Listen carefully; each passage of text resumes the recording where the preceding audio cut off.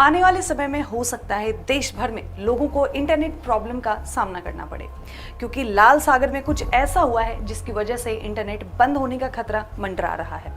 खबर है कि यमन के हुती विद्रोहियों ने लाल सागर में पानी के नीचे कई केबलों को काट दिया है।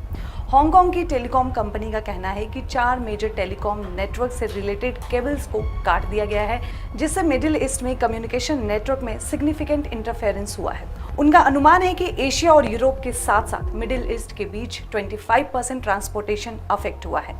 एचजीसी ग्लोबल कम्युनिकेशंस के एक बयान के अनुसार एरिया में समुद्र के नीचे 15 केबल्स में से 4 को काट दिया गया है, जिससे एशिया, मिडिल ईस्ट और यूरोप के बीच लगभग 1/4 इंटरनेट अफेक्ट हुआ है। लेकिन यहाँ एचजीसी ने ये नहीं बताया कि केबल कैसे डैमेज हुए या इसके लिए जिम्मेदार कौन था।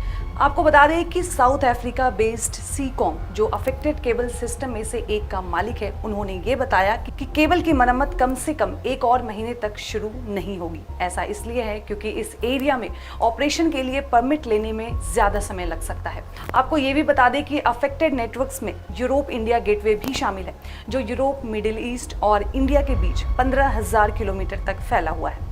इसके अलावा रिपोर्ट में यह भी बताया गया है कि साउथ ईस्ट एशिया को इजिप्ट के रास्ते यूरोप से जोड़ने वाली 25,000 किलोमीटर लंबी Asia Africa Europe cable system भी डैमेज हुई है। अंडर वाटर केबल इंटरनेट को चलाने वाली कई बड़ी कंपनियां हैं, जिनमें से कई को हाल के सालों में गूगल, माइक्रोसॉफ्ट, अमेज़न और फेसबुक पेरेंट मेटा ने फंड भी दिया है। इन समुद्री नेटवर्क्स के डैमेज होने से बड़े पैमाने पर इंटरनेट बंद हो सकता है। इजरायली न्यूज़ रिपोर्ट से पता चलता है कि केबल्स को नुकसान पहुंचाने के पीछे हौथीज का हाथ था। यमन के विद्रोही नेता अब्देल मालिक अल हौथी ने आरोपों से इनकार कर दिया। लेकिन इन सब के बीच आपके मन में ये सवाल जरूर आया होगा कि आखिर हुती हैं कौन। आपको बता दें कि हुती यमन के शिया जैदी समुदाय से ताल्लुक रखते हैं। यमन में ये माइनॉरिटी ग्रुप है।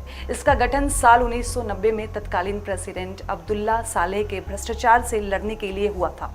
इसके फाउंडर हुसैन अल हुती थे, जिनके नाम पर ही इस संगठन का नाम पड़ा। हुती विद्रोही अमेरिका और इजराइल को अपना दुश्मन मानते हैं। वे ईरान के हिजबुल्ला और इजराइल के हमास को समर्थन भी करते हैं। हुती ने पिछले 2 हमले भी उन जहाज़ों पर किए जिनमें ऑयल टैंकर थे। ऐसे में कच्चे तेल के दाम में काफ़ी बढ़ोतरी हुई। खासकर लाल सागर में दुनिया का 12% कारोबार होता है।